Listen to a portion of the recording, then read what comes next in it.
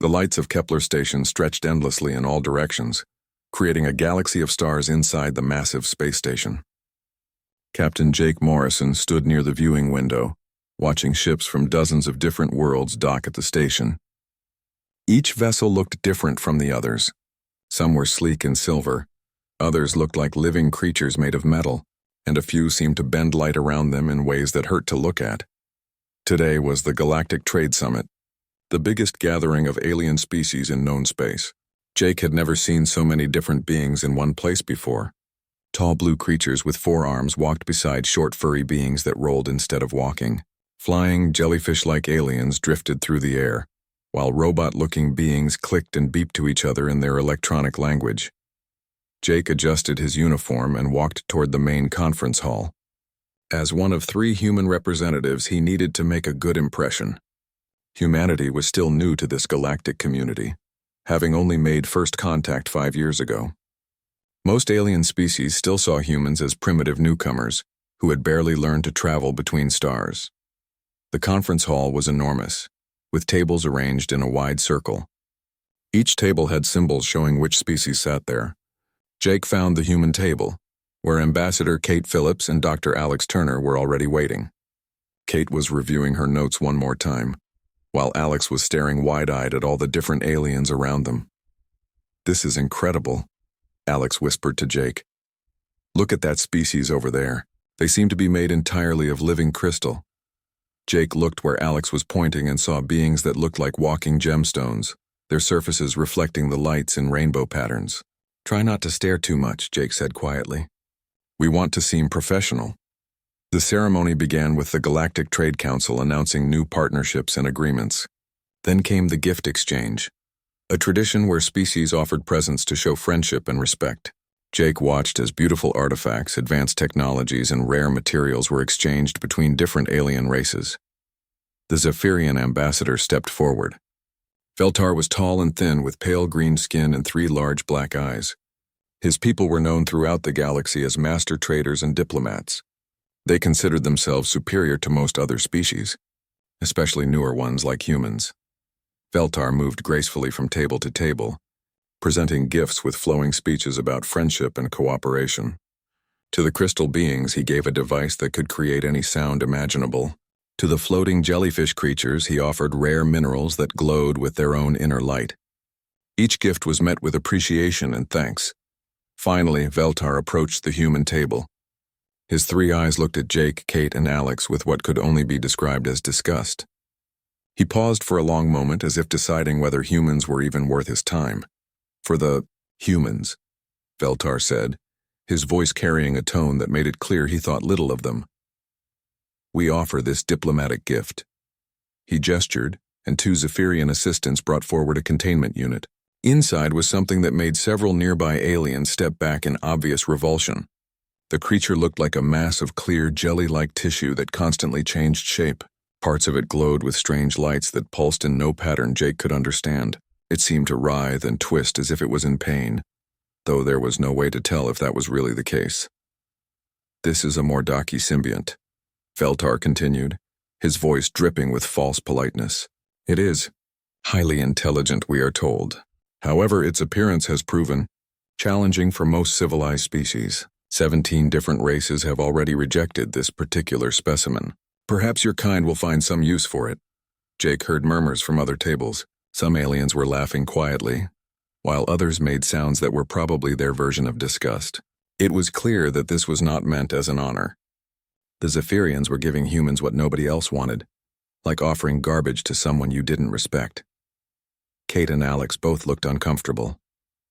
Kate was clearly trying to think of a polite way to respond, while Alex seemed fascinated but also disturbed by the creature's appearance. The thing in the container did look alien in the worst way possible. Its constantly shifting form seemed wrong somehow, like looking at something that shouldn't exist. But Jake found himself stepping closer to the containment unit. While everyone else saw something ugly and disturbing, Jake noticed other things. The way the creature moved wasn't random at all. There was a pattern to it, like a complex dance or mathematical equation made visible. The lights that pulsed under its translucent skin created intricate designs that reminded Jake of star charts or circuit diagrams.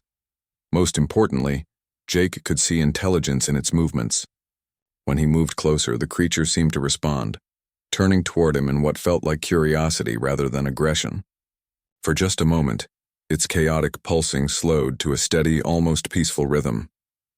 "We accept this gift with honor," Jake said clearly, his voice carrying through the suddenly quiet hall, "and we consider ourselves fortunate to meet such a unique being." The silence that followed was complete. Other species stared at Jake as if he had lost his mind. Even Kate and Alex looked shocked. But Jake kept his eyes on the creature, and he could swear its bioluminescent patterns became warmer and more regular. Veltar's 3 eyes all focused on Jake with surprise. This was clearly not the reaction he had expected. "You accept it?" "Of course," Jake replied. "Any intelligent being deserves respect and kindness regardless of appearance. We're honored that you thought to introduce us." The Zephyrian ambassador looked confused and slightly annoyed. His gift was supposed to be an insult, a way of showing how little he thought of humans. Instead, Jake had turned it into a gracious acceptance that made Veltar look petty in comparison. "Very well," Veltar said stiffly.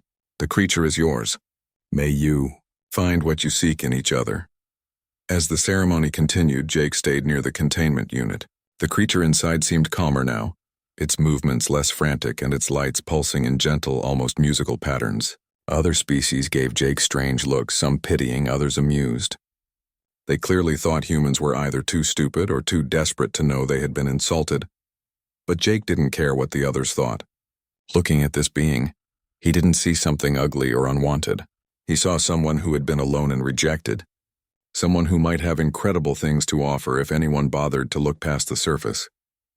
As they prepared to leave the station, Jake made a decision that would change everything. Instead of simply transporting the creature to a research facility as Kate suggested, he insisted they treat their new companion with the respect due to any intelligent being. If this creature was as smart as Veltar claimed, then it deserved better than being treated like a specimen. The creature seemed to pulse brighter as they prepared to depart, as if it somehow understood that its life was about to change in ways it had never dared hope for. The human research ship Discovery moved quietly through space, its engines humming softly as it headed back toward Earth. In the science lab on Deck 7, Dr. Lucy Chen sat surrounded by computer screens and strange equipment, all focused on understanding their mysterious new passenger. Jake had insisted they give the creature proper quarters instead of keeping it in the containment unit. They had set up a special room with adjustable atmosphere, temperature, and lighting. Most importantly, they had removed the metal bars and glass walls that made it feel like a prison. The creature now lived in what looked more like a comfortable apartment than a laboratory. "Any progress?" Jake asked as he entered the lab. He came by every day, sometimes twice, to check on their efforts to communicate. Lucy rubbed her tired eyes. "It's incredibly frustrating. This being is clearly intelligent, maybe more intelligent than us, but we can't figure out how to talk to it. Every translation method we try fails completely." She pointed to her screens, which showed waves and patterns that looked like nothing Jake had ever seen. "Watch this. When I play music, its bioelectrical field creates these complex patterns. When Alex tried showing it mathematical equations yesterday, it responded with light displays that seemed to solve problems we couldn't even understand. But we can't figure out how to have an actual conversation." Jake looked through the transparent wall into the creature's room. It was floating in the middle of the space, its translucent body shifting slowly through different shapes. Sometimes it looked almost like a jellyfish, other times more like a living cloud of tissue and light. The patterns under its skin pulsed in colors that had no names in human language. "Has anyone tried just sitting with it?" Jake asked. "Not trying to run experiments or tests, just being there?" Lucy looked surprised. "Well, no. We've been focused on the technical aspects of communication. But Jake, most of the crew won't even look at it directly. They think it's disturbing." Jake felt a flash of anger at that. "It's not disturbing. It's different. There's a big difference." He walked to the door of the creature's room. "Can I go in?" "The atmosphere is safe for humans," Lucy said, checking her readings. "But Jake, we don't know how it might react to direct contact." Jake was already putting on a breathing mask and opening the door. The creature immediately turned toward him, its movements becoming more focused and deliberate. As Jake stepped inside, the being's chaotic shifting slowed down, and its light patterns became more organized. Hello, Jake said softly, knowing the creature couldn't understand his words but hoping it might understand his tone.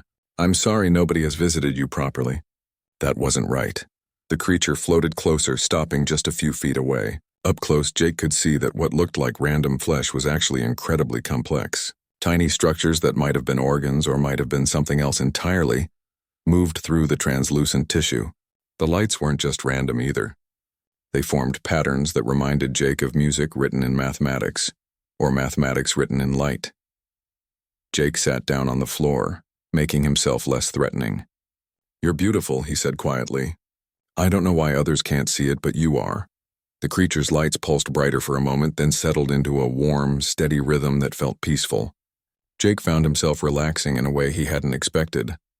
There was something calming about being near this being, like sitting by a fire or listening to gentle rain. For the next hour, Jake just sat there. Sometimes he talked quietly, telling the creature about Earth, about humans, about his own life. Sometimes he was silent, simply enjoying the company. The creature seemed content to float nearby, its patterns becoming more and more organized as time passed. When Jake finally left, Lucy was staring at her instruments with amazement. Jake, look at this, she said, pointing to her screens. The whole time you were in there, its bioelectrical patterns were completely different. More stable, more complex, I don't know how to describe it. More musical. Over the following weeks, Jake spent time with the creature every day. He started calling it Aria, because the light patterns reminded him of beautiful music he could see but not hear. The name seemed to please the being. Its patterns became brighter and more complex whenever Jake used it. Dr. Ben Carter, the ship's expert on alien biology, made the first real breakthrough. I think I know why we can't communicate with it, he told Jake excitedly.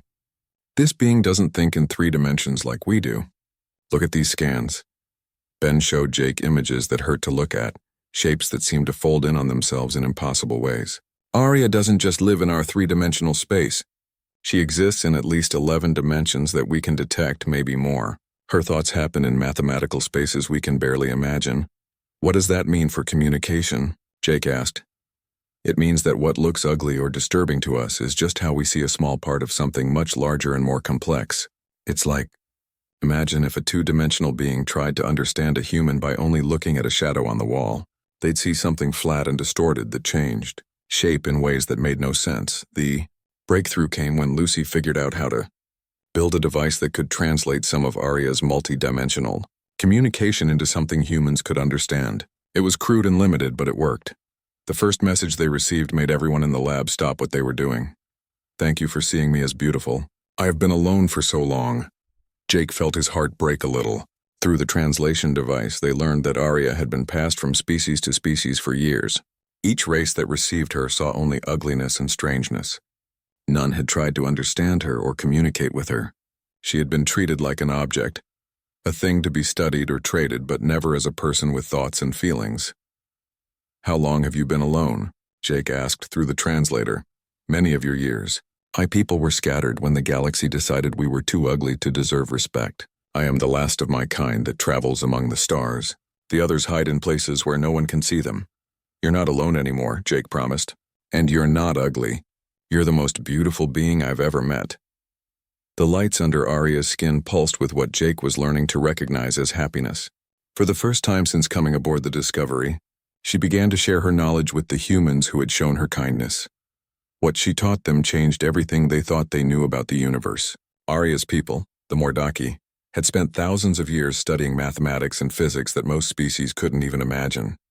They understood how space and time worked together in ways that could revolutionize travel between stars. They knew how to solve energy problems that had puzzled human scientists for centuries. But more than that, Aria was an artist.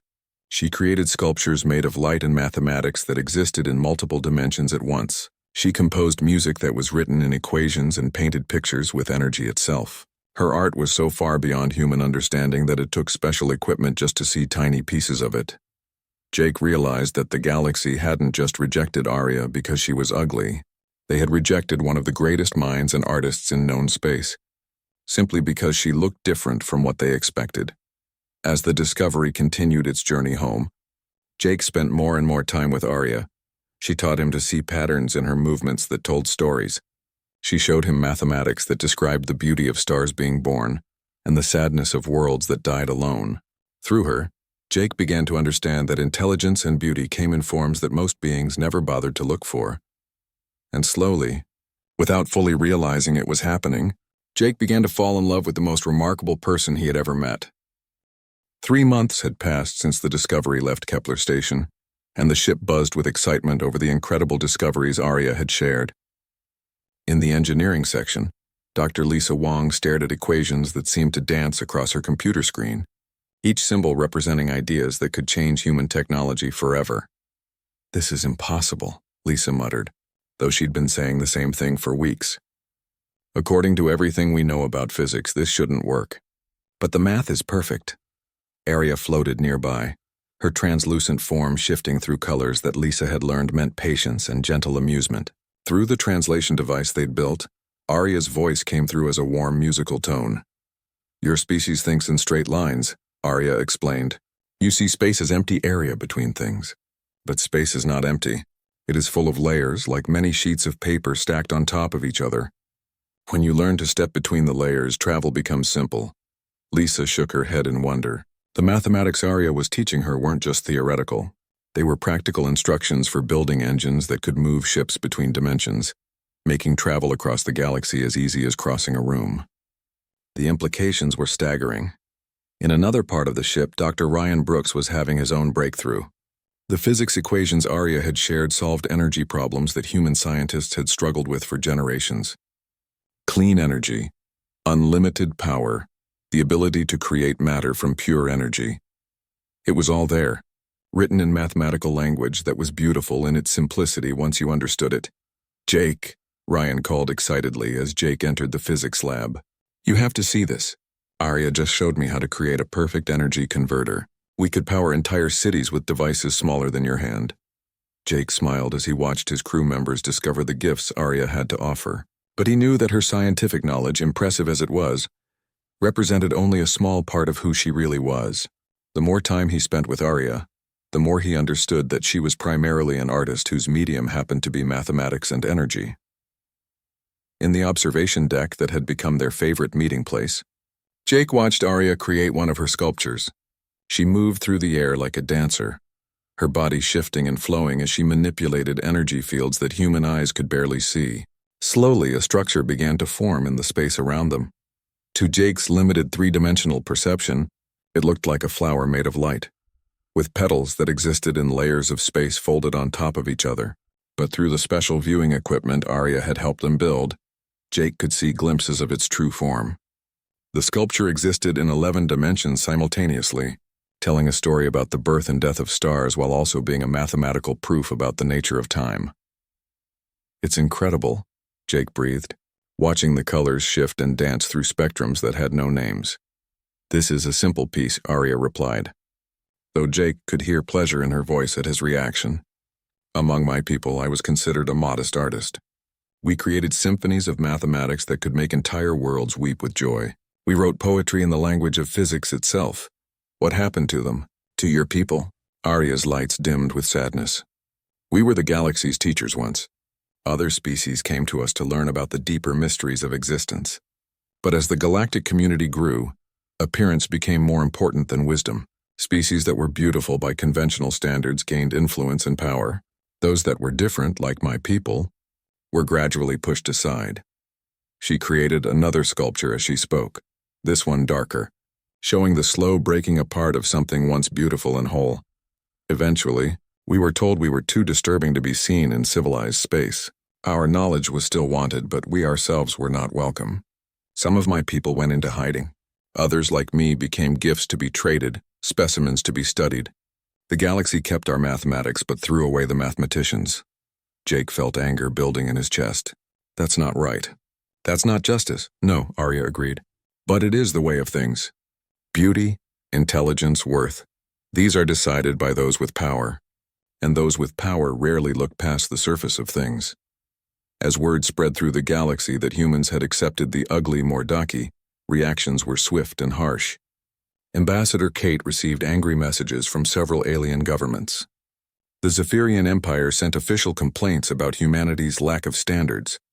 Other species mocked humans in their diplomatic channels, spreading jokes about how humans would mate with anything that moved. Jake read the reports with growing disgust. "They're treating you like you're some kind of disease I caught," he told Arya. "Are you ashamed of me?" Arya asked quietly. Jake turned to look at her, seeing the way her lights had dimmed with uncertainty and hurt. "Ashamed? Arya, you're the most remarkable person I've ever met. You're brilliant, you're kind, you're incredibly talented, and you see beauty in the universe in ways that amaze me every day. How could I possibly be ashamed of you?" Arya's lights brightened, pulsing with colors Jake had learned meant deep happiness. "Your people are different from others in the galaxy. You see worth where others see only strangeness. Some of us do," Jake said honestly. "Others are just as narrow-minded as any alien species. But the ones who matter, the ones worth knowing, they judge people by their character, not their appearance." As the Discovery approached Earth, Jake realized that his feelings for Arya had grown far beyond friendship or even admiration. He was in love with her, not just with her intelligence or her art, but with her gentle kindness, her curiosity about the universe, her ability to find joy in small things despite the loneliness she had endured.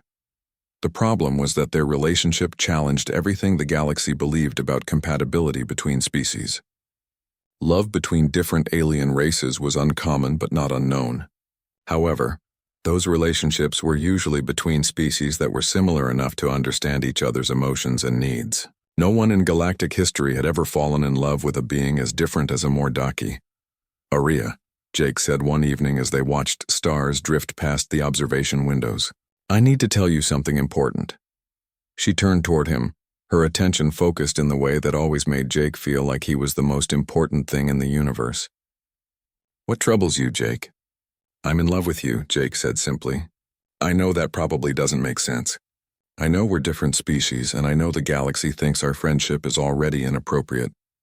But I needed you to know how I feel." For a long moment, Arya was completely still. Then her entire form began to glow brighter, colors swirling through her translucent body in patterns Jake had never seen before. "Jake," she said, her voice carrying emotions the translator could barely handle. "Among my people we have a saying.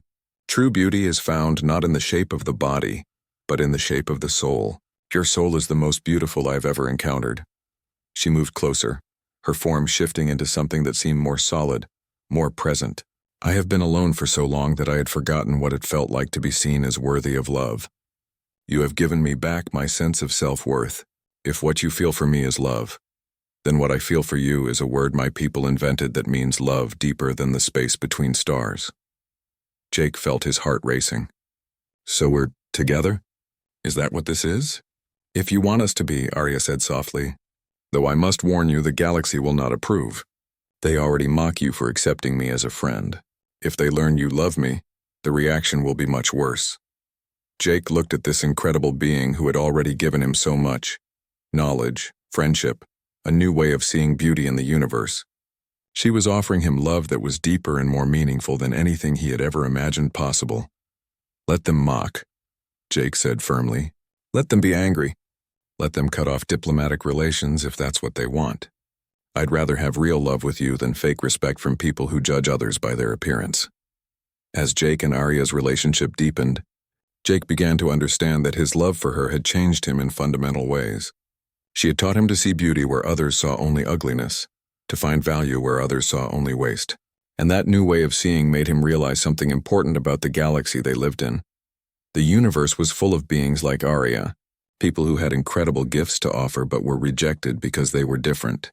If Jake could see past appearance to find love, maybe he could help others do the same. Maybe he could create a place where beings like Arya didn't have to hide or pretend to be something they weren't. The idea that would change everything began to form in Jake's mind as the Discovery approached Earth, carrying news of humanity's first interspecies love story and the incredible knowledge that love had brought them.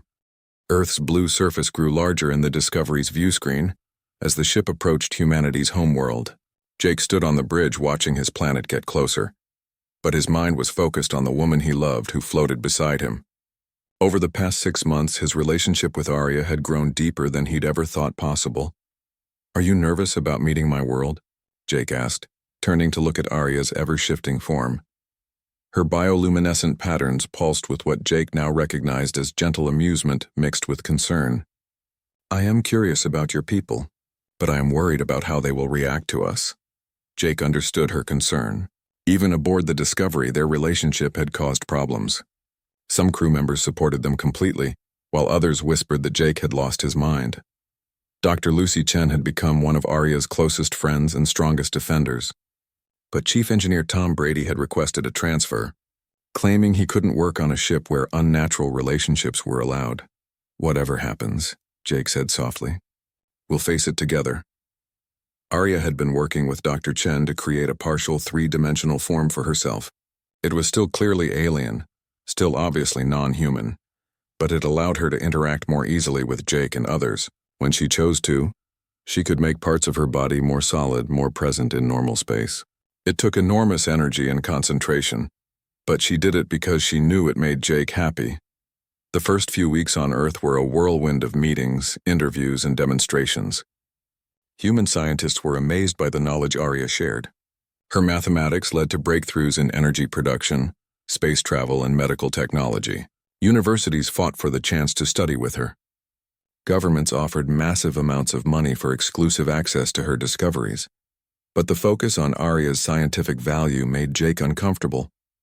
People seemed interested in what she could do for humanity, not in who she was as a person.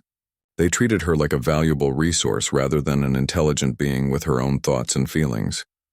"It's like they see you the same way the Zephyrians did," Jake complained to Lucy one evening.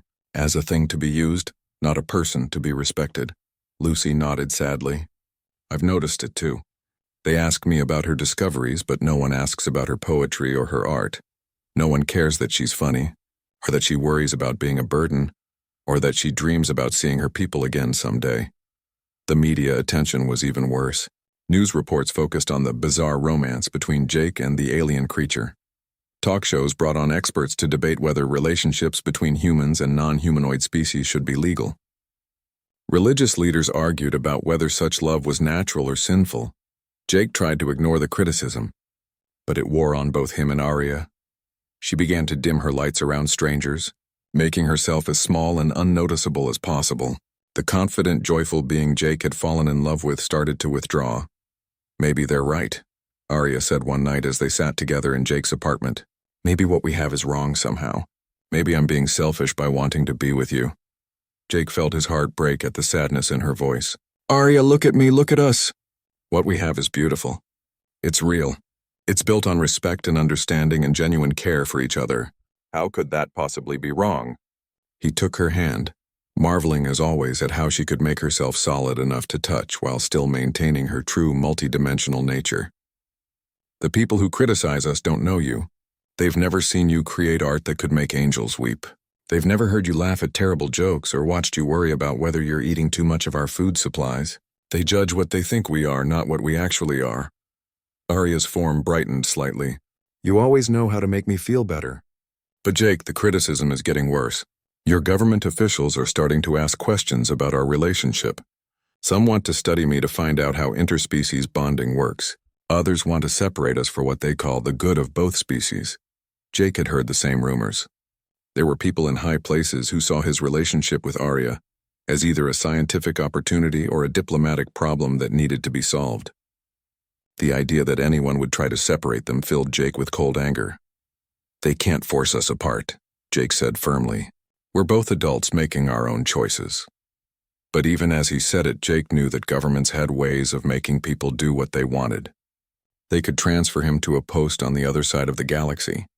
They could declare Arya a security risk and confine her to a research facility. They could make their lives so difficult that staying together became impossible. The breakthrough came when Arya showed Jake something she had never shared with anyone else. Using equipment she designed herself, she created a neural interface that allowed Jake to perceive some of her higher dimensional existence.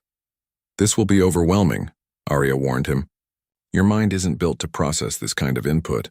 We can only do it for a few minutes at a time." When Jake put on the interface and Arya activated it, his entire understanding of reality exploded outward. Suddenly he could see her true form, existing across multiple dimensions simultaneously. She wasn't the shifting, chaotic creature that three-dimensional eyes perceived. She was a being of incredible, impossible beauty, her consciousness a symphony of mathematics and light that put the greatest human art to shame. "My God," Jake whispered, tears streaming down his face. "Arya, you're indescribable. You're the most beautiful thing I've ever seen." Through the interface, Jake could perceive emotions and thoughts in ways that normal communication couldn't convey. He felt Arya's love for him as a warm ocean of light that surrounded and protected him. He understood her loneliness as a cold void that his presence had filled with warmth. He experienced her joy at being accepted and loved as a burst of colors that had no names in any human language. When they disconnected, Jake was shaking. "How do you bear it?" he asked. "Living in all those dimensions at once? Seeing and feeling so much more than the rest of us?" "It's lonely," Arya admitted. "Imagine if you could see colors that no one else could see, hear music that no one else could hear. That's what my existence is like among three-dimensional beings. Until I met you. What makes me different?" Arya's lights pulsed with deep affection. "You see with more than your eyes. You listen with more than your ears. You understand that beauty and intelligence come in forms that don't fit simple categories. Most beings see only the surface of things, but you look deeper." Their love story had one unexpected effect that Jake didn't anticipate. Other beings who had been rejected or hidden because of their appearance began to contact them. A message arrived from a crystalline entity that had been exiled from its homeworld for being too different. Another came from a gaseous being that had been forced to live in isolation because its natural form frightened other species. "They're reaching out to you because of us," Arya explained. "Our relationship gives them hope that someone might accept them too." Jake realized that their love had become something bigger than just two people caring for each other. It had become a symbol of acceptance, a proof that beings could connect across any difference if they were willing to look past surface appearances. But that symbol also made them a target. The Galactic Council announced they were investigating inappropriate interspecies relationships and their impact on galactic stability. The Zephyrian Empire formally complained that humans were encouraging unnatural behaviors that could spread to other species. "They're afraid," Jake said, reading the latest diplomatic messages. "They're afraid that if people start seeing beauty in unexpected places, their whole system of prejudice and hierarchy will fall apart." Arya moved closer to him, her form becoming more solid as she sought comfort in physical contact. "What will we do if they try to separate us?" Jake looked at the woman he loved. This incredible being who had taught him that the universe was far more beautiful and complex than he'd ever imagined. The idea of losing her was unbearable, but the idea of hiding their love or pretending it was something shameful was even worse. "We'll fight," Jake said quietly, "and if we can't win that fight here, we'll find somewhere else to be together." As Earth's political situation became more complicated and hostile, Jake began to formulate a plan that was so ambitious it bordered on insanity. But the more he thought about it, the more it seemed like the only solution that would allow beings like Arya to live freely and openly. He was going to give her the cosmos itself. The secret laboratory hidden beneath the Rocky Mountains hummed with energy that made the air itself seem to vibrate. Jake stood before a massive construction that looked like a doorway made of mathematics and light, watching as the final components were installed. After 2 years of planning and building, his impossible dream was becoming reality. "Final systems check complete," Dr. Lucy Chen announced from her control station. "All dimensional matrices are stable. Power levels are optimal." Jake looked around at the team that had made this moment possible. Lucy had left her position with Earth's government to join him. Dr. Ryan Brooks had abandoned a prestigious university appointment. Lisa Wong had walked away from a promotion that would have made her rich. All of them had sacrificed their careers to help build what Jake called Haven, a pocket universe designed specifically for beings that the galaxy had rejected. "Are you sure about this?" Lucy asked quietly. "Once we activate the gateway, there's no going back. Earth's government will consider us criminals. The Galactic Council will probably declare us enemies of interstellar peace." Jake looked through the observation window at Arya, who floated in the chamber next to the dimensional gateway. Her bioluminescent patterns were brighter than he'd ever seen them, pulsing with excitement and hope and love all mixed together. "I've never been more sure of anything in my life," Jake said. The past 2 years had been the most difficult of Jake's life. The Galactic Council had indeed launched an investigation into his relationship with Arya. Earth's government, desperate to maintain good relations with alien species, had placed increasing pressure on both of them to maintain appropriate boundaries. Some officials had even suggested that Arya should be relocated to a research facility where she could contribute to human science without causing diplomatic incidents. The breaking point came when the Zephyrian Empire threatened to cut off trade relations with Earth unless humans stopped encouraging interspecies perversion. Faced with economic pressure from one of the galaxy's most powerful civilizations, Earth's leadership had quietly informed Jake that his relationship with Arya was becoming a problem that needed to be solved. That's when Jake had approached his closest friends with an idea that sounded like science fiction even to him. Using the mathematical principles Arya had taught them, they could create an entirely new universe, a dimension where beings like Arya could exist in their natural forms without fear of judgment or persecution. The mathematics are sound. Ryan had confirmed after months of calculations. Arya's people understood dimensional engineering in ways we're just beginning to grasp. We can actually do this. The construction had taken place in secret, funded by the sale of technologies that Arya had shared with them. They'd had to work carefully, avoiding government attention while gathering the materials and equipment they needed. Several times Jake had worried they'd be discovered and shut down before they could complete their work. But now the gateway stood before them, a doorway to a universe where appearance didn't matter, where intelligence and kindness were the only measures of worth. Jake had designed Haven based on everything Arya had taught him about beauty and acceptance.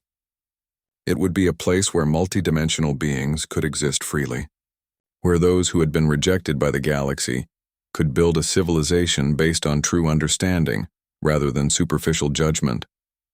Word had spread through hidden networks of outcasts and refugees, beings from dozens of species, all rejected by their own kinds for being too different, too strange, too ugly, had secretly made their way to Earth. They waited in hidden locations around the world, hoping that Jake's impossible promise would come true. "Jake?" Arya's voice came through the communication system. "The first refugee ship is approaching." On the main screen, Jake could see a small vessel that looked like it had been cobbled together from spare parts and hope. Inside were three beings that no species had wanted. A crystalline entity whose natural form created sound frequencies that hurt most aliens' ears. A gaseous being whose appearance triggered fear responses in nearly all solid life forms. And a mechanical intelligence that had been declared too artificial to have rights in civilized space. "Open the gateway," Jake ordered. The dimensional doorway flared to life, creating a window into a universe that existed parallel to their own, but followed different rules. Through the opening, Jake could see the beginnings of the world he and Arya had designed together, a place where the laws of physics allowed for beauty in any form, where consciousness was more important than appearance. The refugee ship passed through the gateway without hesitation. On the other side, Jake watched the three outcasts emerge into a dimension where they could be themselves without fear. The crystalline being's sound frequencies became beautiful music in Haven's altered physics. The gaseous entity took on forms of incredible flowing beauty. The mechanical intelligence found its artificial nature was not a limitation, but a unique form of consciousness worthy of respect. "It works." Lucy breathed in amazement. "It actually works." More ships began arriving. Mordecai, who had been hiding in the depths of space for decades, emerged from exile. Energy beings that had been forbidden from entering most star systems came seeking refuge. Living planets whose consciousness was too vast for other species to comprehend sent representatives through the gateway. But Haven wasn't just for aliens. Human outcasts came too. People who were different in ways that Earth society couldn't accept. Individuals whose minds worked in patterns that didn't fit normal expectations. Artists whose visions were too strange for conventional galleries. "This is incredible," Ryan said, watching the streams of refugees passing through the gateway. "We're not just creating a new world. We're creating a new definition of civilization itself." As the evacuation continued, Earth's government finally discovered what Jake was doing. Military ships surrounded the facility, demanding that he shut down the dimensional gateway immediately. "Captain Morrison," came the voice of Admiral Harrison, Jake's former commanding officer. "You need to stop this immediately. You're violating about 50 international laws and probably starting an interstellar incident." Jake looked at the screen showing the Admiral's stern face. I'm giving intelligent beings a place to live without persecution. If that's illegal, then maybe the law is wrong. You can't just create your own universe because you don't like the rules of this one. Watch me, Jake said simply. The standoff might have lasted for hours, but it was interrupted by something no one expected. Ships began arriving from across the galaxy.